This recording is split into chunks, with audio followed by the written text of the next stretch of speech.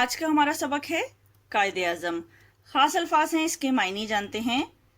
ذہین، ہوشیار یعنی جس کا ذہن تیز ہو. لگن، شوق. محنت، کوشش. قبضہ، قابو میں یا اختیار میں. عزم، ارادہ. طاقتور، مضبوط. قائد، لیڈر یا رہنما. درسگاہ، پڑھنے کی جگہ جیسے مدرسہ یا اسکول. ہندوستان، بھارت ایک ملک کا نام ہے. قائد اعظم کا اصل نام محمد علی جناح تھا. وہ کراچی میں پیدا ہوئے. وہ بچپن سے بہت ذہین تھے. وہ بہت محنت اور لگن سے پڑھائی کرتے تھے، یعنی بہت دل لگا کر پڑھتے تھے.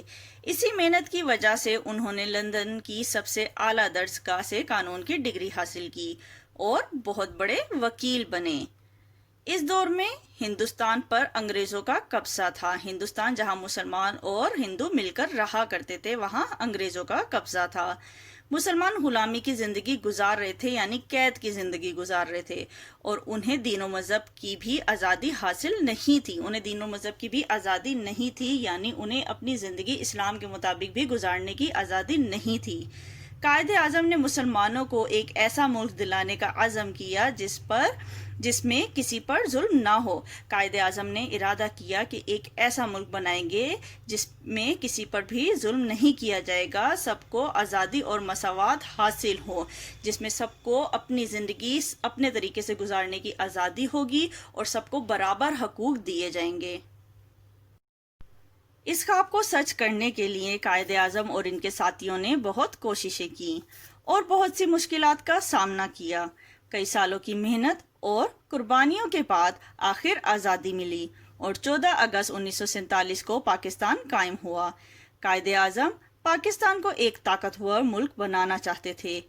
ان کا پیغام ہے کام کام اور صرف کام. ہمیں چاہیے کہ ہم اپنے قائد کے اس خواب کو سچ بنانے کے لیے محنت کریں. پڑھیں، ان الفاظ کو ہم پڑھیں گے.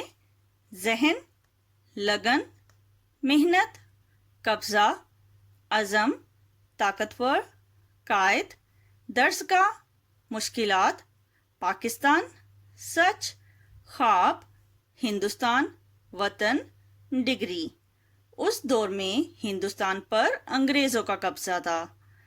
پاکستان 14 اگست 1947 کو قائم ہوا.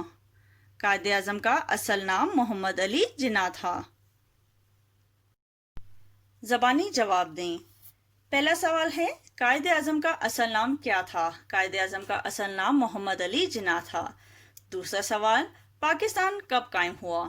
پاکستان 14 اگست 1947 کو قائم ہوا. تیسرا سوال، قائد اعظم کہاں پیدا ہوئے؟ قائد اعظم کراچی میں پیدا ہوئے. چوتھا سوال، آپ کے خیال میں پاکستان کو کیسے اچھا بنایا جا سکتا ہے؟ پاکستان کو دن رات محنت اور لگن سے کام کر کے اچھا بنایا جا سکتا ہے. اگلا سوال ہے، واو نون ہنا لگا کر جمع بنائیں، جیسے نام سے ناموں.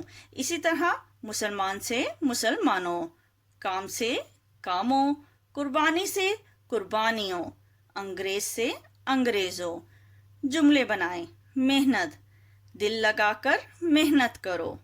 ذہین، زارا ایک ذہین لڑکی ہے. طاقتور، علی بہت طاقتور ہے.